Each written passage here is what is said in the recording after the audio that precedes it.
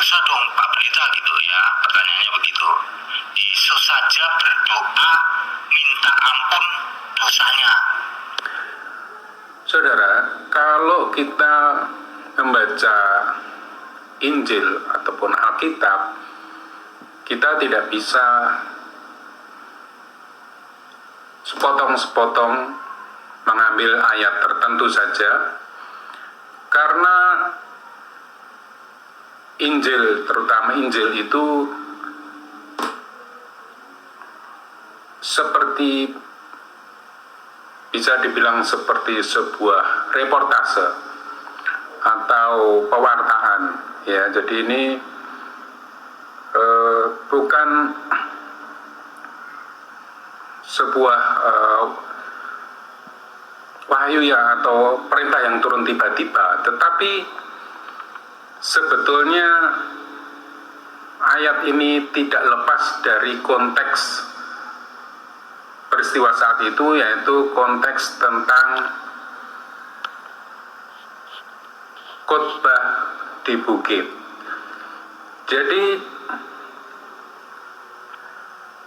saat itu Yesus sedang berkhotbah di bukit. Nah, khotbahnya itu mencakup beberapa hal, ya, dan itu termuat di dalam Injil Matius pasal 5 sampai dengan pasal 7 atau bab 5 sampai dengan 7. Di situ Yesus berkhotbah di bukit. Nah, itu khotbah itu mencakup beberapa hal. Pertama adalah ucapan bahagia, kemudian tentang garam dunia dan terang dunia, tentang Yesus dan hukum Taurat, ya. Kemudian juga yang ada di pasal 6 atau bab 6 itu khotbah Yesus di atas bukit,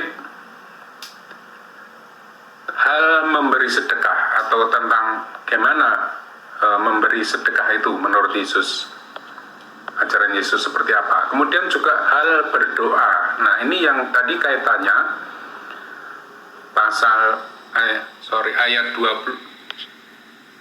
ayat 12 tadi adalah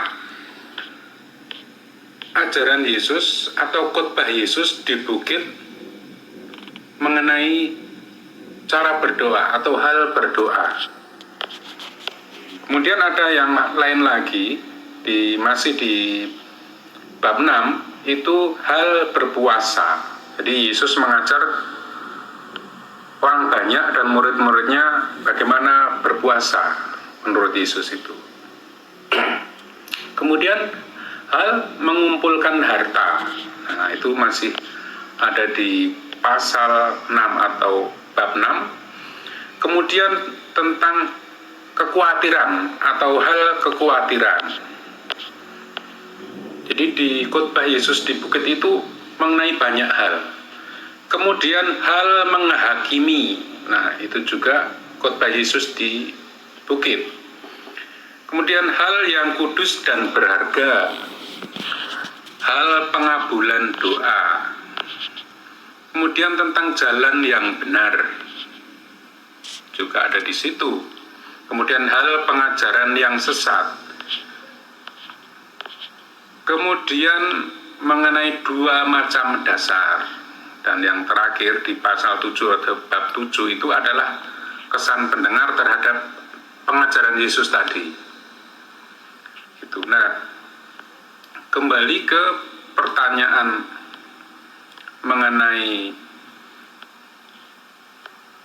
Tuhan Yesus minta pengampunan dosa tadi, itu adalah dalam konteks Yesus mengajar mengenai hal berdoa, mengenai cara berdoa.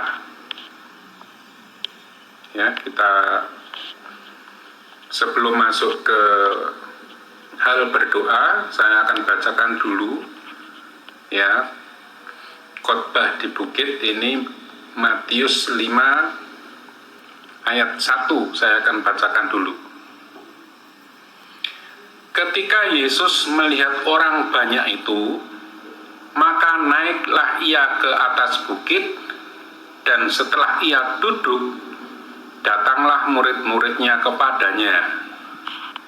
Kemudian di ayat 2, maka Yesus pun mulai berbicara dan mengajar mereka. Nah, di sini ya, poinnya di sini. Ini pintu masuk untuk ke pengajaran ke yang lain-lain tadi. Ya, jadi ini konteksnya saat itu adalah Yesus mengajar, berbicara dan mengajar murid-muridnya dan banyak orang di atas bukit. Nah, dalam hal berdoa misalnya, waktu itu Yesus, saya masuk mulai dari ayat 2. Maka Yesus pun mulai berbicara dan mengajar mereka, katanya. Ya, sekarang masuk kita ke hal berdoa. Gimana cara berdoa menurut Yesus, ajaran Yesus dalam hal berdoa seperti apa? Nah, Yesus berkata begini, dan apabila kamu berdoa, janganlah berdoa seperti orang munafik. Mereka suka mengucapkan doanya dengan berdiri dalam rumah-rumah ibadat dan pada tikungan-tikungan jalan raya, supaya mereka dilihat orang. Ini kata Yesus lagi, aku berkata kepadamu, sesungguhnya mereka sudah mendapat upahnya. Nah, di ayat 6, tetapi jika engkau berdoa, masuklah ke dalam kamarmu, tutuplah pintu dan berdoalah kepada Bapamu yang ada di tempat tersembunyi. Maka Bapamu yang melihat yang tersembunyi akan membalasnya kepadamu. Itu ayat 6. Kemudian di ayat 7, Yesus berkata, lagi pula dalam doamu itu, janganlah kamu bertele-tele seperti kebiasaan orang yang tidak mengenal Allah. Mereka menyangka bahwa karena banyaknya kata-kata, doanya akan dikabulkan. Jadi, janganlah kamu seperti mereka, karena Bapamu mengetahui apa yang kamu perlukan sebelum kamu minta kepadanya. Nah, ini juga bagian dari hal berdoa tadi. Yesus mengajarkan seperti itu. Nah, kemudian ini yang ayat ke-9 ini. Gimana kalau kita berdoa? Nah, ajaran Yesus seperti ini. Ini kata Yesus di atas bukit itu ketika mengajar banyak orang dan mengajar murid, di sana ada murid-muridnya. Kalau kita berdoa, Yesus mengajarkan seperti ini. Yesus berkata, ya, karena itu berdoalah demikian. Nah, ini kata Yesus, Bapa kami yang di surga, dikuduskanlah namamu, datanglah kerajaanmu, jadilah kehendakmu di bumi seperti di surga. Berilah kami pada hari ini makanan kami yang secukupnya, dan ampunilah kami akan kesalahan kami, seperti kami juga mengampuni orang yang bersalah kepada kami. Dan janganlah membawa kami ke dalam pencobaan, tetapi lepaskanlah kami daripada yang jahat. Karena engkaulah yang mempunyai kerajaan dan kuasa dan kemuliaan sampai selama-lamanya. Amin.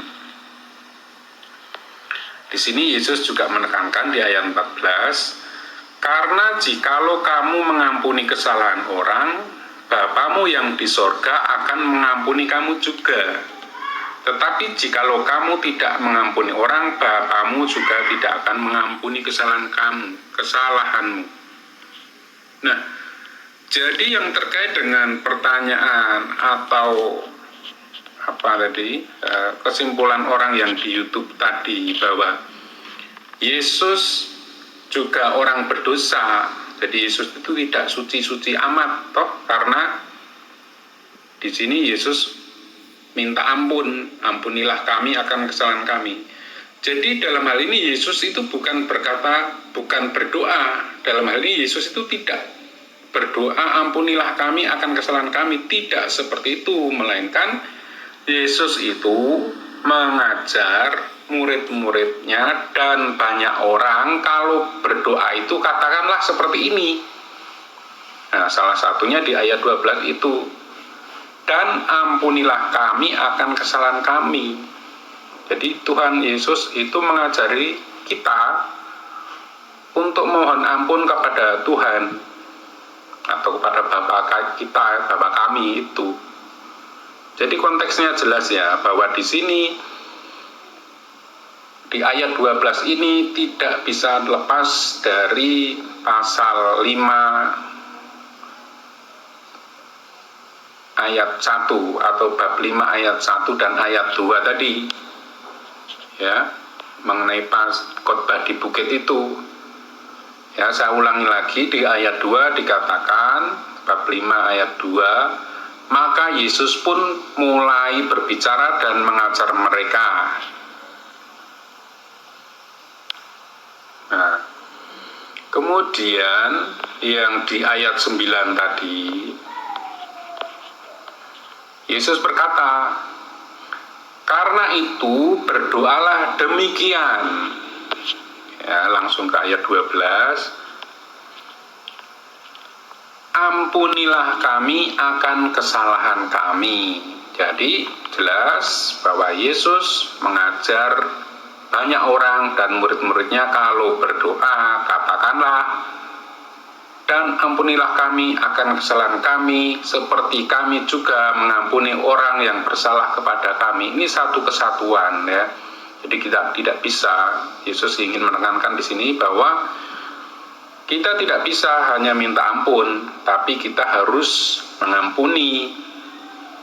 Sebab dikatakan di sini, kalau kita tidak mengampuni kesalahan orang, kita juga tidak akan diampuni. Nah, itu ditekankan di ayat 14 itu.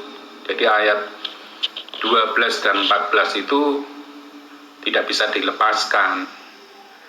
Di ayat 14, karena jikalau kamu mengampuni kesalahan orang, Bapamu yang di surga akan mengampuni kamu juga. Ini pengajaran Yesus ya, bukan dalam hal berdoa katakanlah gitu, enggak ya. Yang kalau berdoa katakanlah begini, nah itu di ayat 12 tadi.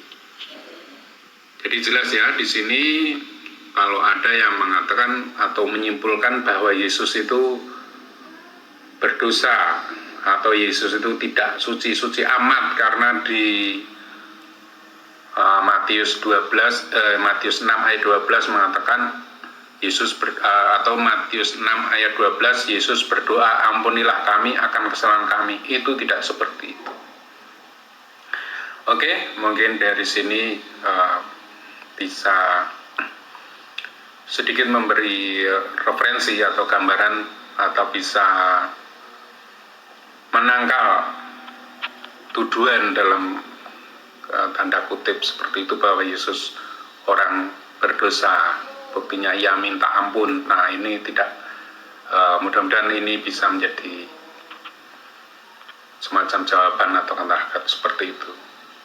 Begitu, terima kasih. Sampai ketemu lagi di video yang lain bersama NJC Way. Terima kasih.